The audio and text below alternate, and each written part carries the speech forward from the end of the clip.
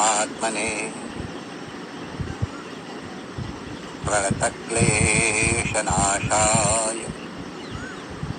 श्रीगोविन्दाय नमो नमः। ठाकुर हमरे रमण बिहारी, हम हैं रमण बिहारी। साधु सेवा धर्म हमारा, काम न दुनियादारी। कोई भला कहो चाहे बुरा कहो, हम हो चुके रमण बिहारी।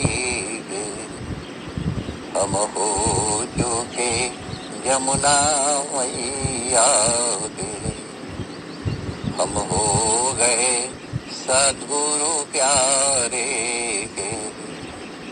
हम हो चुके रमण बिहारी के। श्री रमण बिहारी लाल की जय।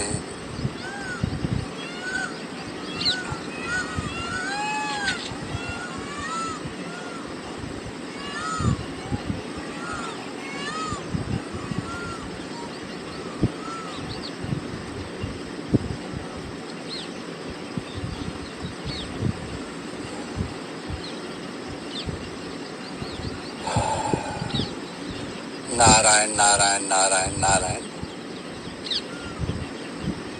भगवान का भजन करने के लिए कोई मुहूर्त देखना आवश्यक नहीं है।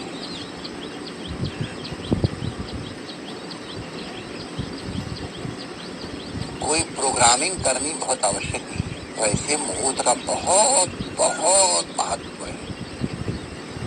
ज्योतिष शास्त्र के विज्ञ जानते हैं और उस पे श्रद्धा रखने वाले भी जानते हैं कि मुहूर्त का कितना बड़ा महत्व होता है।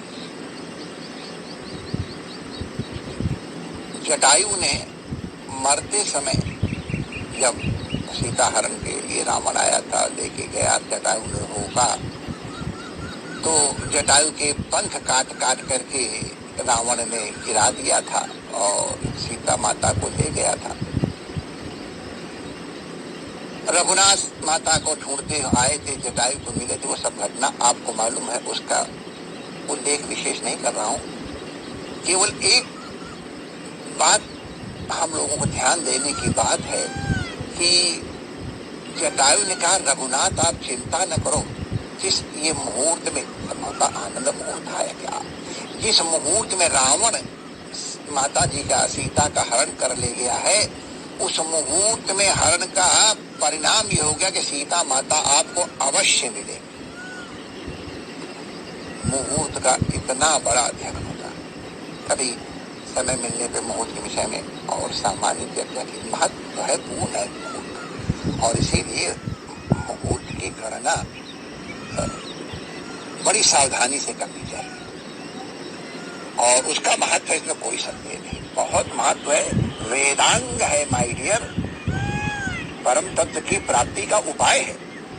ज्योतिष शास्त्र भी परमात्मा की उपासना के लिए बना है, परमात्मा की प्राप्ति के लिए बना है। कब हवन करोगे, कब यज्ञ करोगे, कब ये चयन करोगे, इष्टिका चयन करोगे, सबके मुहूर्त है। लेकिन हम आज मुहूर्त की बहुत चिंता नहीं कर रहे हैं, क्योंकि भगवान की भक्ति के लिए, भगवान की शरणागति के लिए, भगवान की प्रपत्ति के लिए, भगवान की प्राप्ति के लिए जब चलना हो तो कोई मुहूर्त नहीं है। जिस दिन तुम्हारे मन में उधर जाने की प्रवृत्ति हो जाए, चल, मत पीछे मत रुको। यद अहरेव विरजे तद अहरेव प्रव्रजेत। जिस समय तुम्हारे मन में तीव्र अभिलाषा जागृत हो, बस चल दो।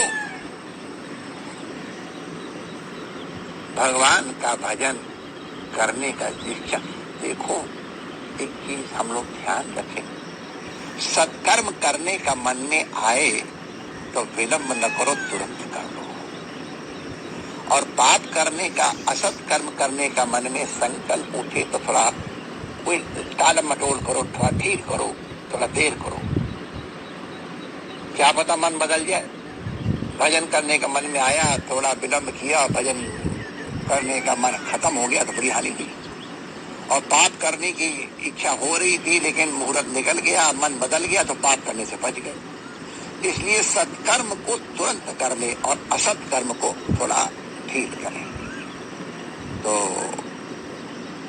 एक अमृतसर के सेठ जी थे, हमारी झाड़ी में वो रहे थे और इतने अच्छे संत थे महाराज, अनुभवी महात्मा की हम लोग सब उनके दर्शन करने जाया करते थे। और वो बड़े अच्छे साधना बता के वो गृहस्थ से आए थे विरक्त लिए, महिला के लिए। अमृतसर के बहुत बड़े व्यापारी थे वो। और पहले के खत्री लोग बहुत सत्संगी हुआ करते थे। तो ये स्वामी जी जब सेठ जी थे, सेठ जी बड़े सत्संगी थे, उनके घर में संत लोग आया जाया करते थे। और पहले गृहस्थ घर में रह करके भी विचार चंद्रोदय और शाहरुक्तावली ये सब पढ़ा करते, विचार सागर जो और ज्यादा पढ़ लिख जाते तो तत्वानुसंधान। और कई कई सेठों को तो मैंने वृत्ति प्रभाकर भी पढ़ते सुना है। तो इस सेठ जी के घर में संत आते थे और इनकी वृत्ति बड़ी पवित्र थी, बहुत पवित्र थी, संतों की सेवा करते थे। तो संतों का जैसा स्वभाव है कि अरे सेठ जी चौथे पुर को उठाइए कानून, अब चौथा पन आ गया, चलो जंगल में भजन करें निकल करके। महाराज जी मन तो मेरा बड़ा करता है, अब कृष्ण ने कुछ हमारे लिए रहा तो नहीं, बच्चों ने सब काम संभाल लिया। बच्चों ने कहा बच्चों के बच्चे सब काम संभाल लिए, हम तो वैसे ही खाली शोभा है, बच्चे आने नहीं थे। जब अपना मन कच्चा होता तो कोई रुपये बहाना ढूंढ दिया जाता है। तो शेर जी ने कहा मेरा मन तो होता न था, चलो अच्छी बात, अगली बार आप आइएगा महाराज जी देखेंगे। तो इस तरह विचार करे सब लोग विचार लीला बात समझ करके चलो।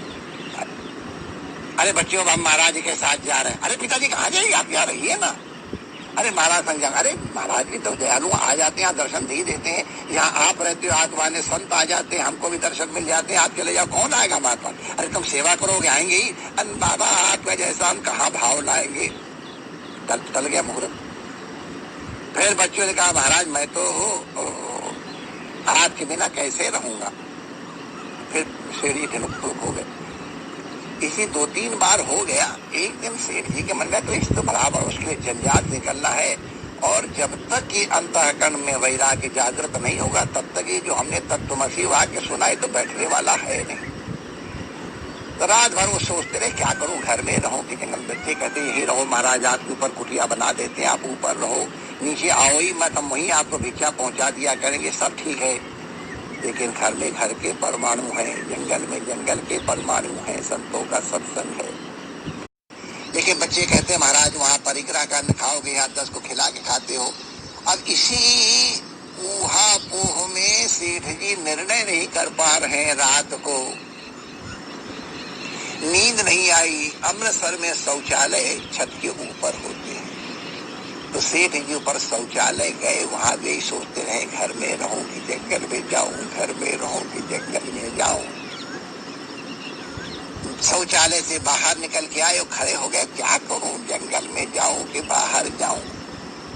अब वो चिंता में लगे हुए हैं कि मैं घर में रहूं कि जंगल में जाऊं। अब वो सफाई करने वाली कर्मचारी वाली बहन आई। अब वो सोचे कि शेर की प्रायः करके उसको देख के हट जाते, बेटा ठीक हो, ऐसे करके शेर ही हट जाते थे। और शेर ही आज वहां थे ही नहीं। शेर ही तो अलग ही दुनिया में थे, घर में रहूं कि जंगल में जाऊं, घर में जाऊं रहूंगा। और उसको बेचारी को विलम्ब हो रही तो उसको 4 घर और कमाने थे, इसके बाद बाल बच्चों को भी करना था, बाल बच्चों के बात का भी ध्यान रखना था।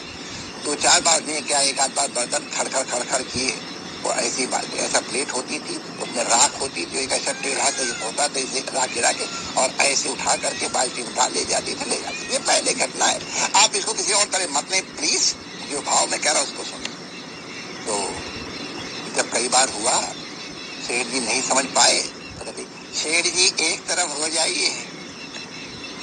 उसका तरफ था कि साहब जी एक तरफ हो जाओ तो मैं सफाई कर लूं। सेठ जी को लगा अरे ये कह रही एक तरफ हो जाए, या तो घर में रहो या जंगल में चले जाओ। अरे रानी तो मेरी गुरु हो गई, अपने गले की चेन थी वो अंगूठी वही उसको दे दी, ले तुझे ये तेरी गुरु दक्षिणा। अरे बाबा क्या करूं, मैं तो आपकी बहू हूँ, बहू की बहू क्या कर। पैर छूए, मेरे पैर छुए सेठ जी ने, उन्होंने मुझे रास्ता दिखा दिया, मैं एक तरफ हो गया। धोती को आधा फाड़ के नीचे पहन लिया, आधा ओढ़ लिए, और वही पीछे से वही, न बच्चों से बताया न साथियों से बताया कि कहा चाबी कुछ नहीं, अगर सांस मेरी रुक जाती क्या आ गई, सीधे आके झाड़ी में रुके आके, और इतने तीव्र वैराग्य वाले थे, मैं क्या कहूँ, उनकी स्मरण कर रहा हूँ तो मेरे आंसू आ रहे हैं। बड़ी उत्तम वृत्ति वाले महाराज ग्रस्त में रहे थे, इसलिए उनको व्यवहार का ज्ञान बहुत था और परमार्थ की दृष्टि से इतने ऊंचे थे। उनकी महिमा स्मरण कर रहा हूँ, लेकिन बात तो वही है कि इस क्षण कौन सी बात तुम्हें लग जाएगी। बड़े बड़े महात्मा, बड़े बड़े शास्त्र नहीं कहलवा पाए, और एक सफाई करने वाली बहन ने कह दिया सेठ जी एक तरफ हो जाइए, और सेठ जी एक तरफ हो गए। न जाने कौन से क्षण में आपके जीवन में आमूल परिवर्तन हो जाएगा, पता नहीं। कब रघुनाथ की, कब यदुनाथ की, कब प्रभु की कृपा हो जाएगी। निरंतर सावधान रहो, जहाँ मौका मिले